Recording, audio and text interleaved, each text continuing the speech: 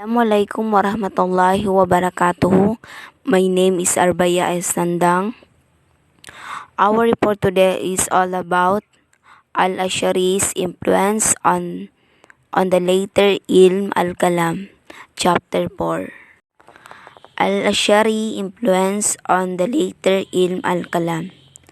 The objective of Al-Ash'ari in general and of Orthodox section of the Muslim community in particular was to forge Islam of all non-Islamic elements, like Anas bin Malik and Ahmad bin Hanbal.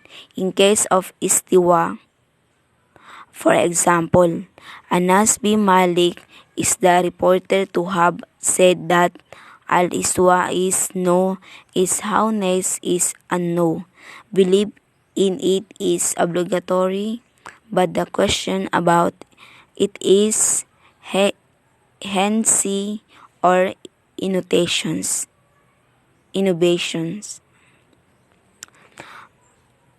Ang Ash'ari influences is ito daw yung pangkahalatan at orthodox na section ng mga Muslim community sa particularly upang linisin nila ang Islam sa lahat ng di-Islamikong elemento. Tulad ni Anas bin Malik, Hanbal ay laban sa anumang interpretasyon ng mga relihiyon dogma. Halimbawa, si Anas bin Malik ay inulat niya ang kanyang sinabi tungkol sa Istiwa. Kilala ang pagiging gaanong nitong alam. Ang paniniwala nila is obligatory, ngunit ang tanong tungkol dito ay isang maling pananampalataya o pagbabago.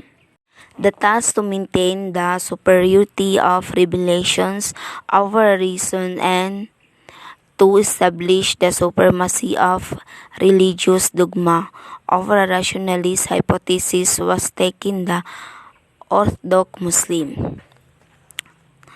Ang maintenance task ay ito yung mapanatili ang kaligtasan o kahigitan pagpapahayag kaysa katuwiran at itatag nila ang kataas-taas kapangyarihan ng mga relihiyong dogma sa mga rationalist hypothesis ng mga Orthodox na Muslim, tulad sa Mesopotamia ni Abdul Hasan al-Ash'ari.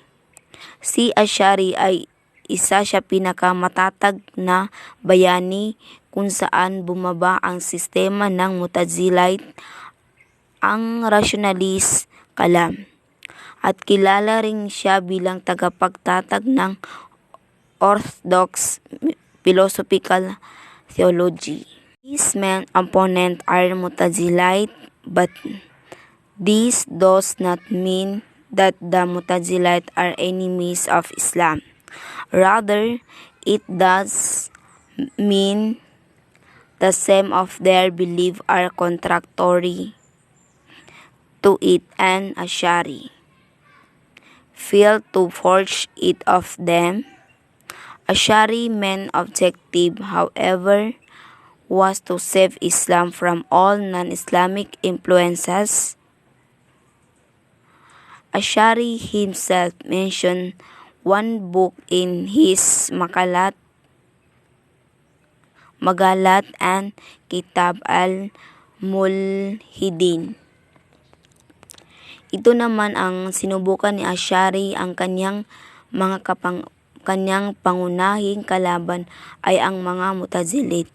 Ngunit hindi ito nangangahulugan na ang mga Mu'tazilite ay ang kaaway ng Islam.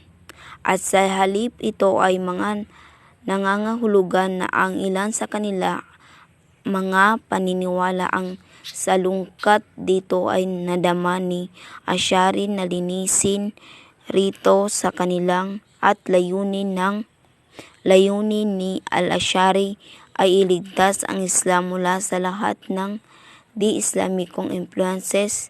Binanggit niya ang kanyang aklat magkalat at pinamagatang Kitab al-Mulhidin.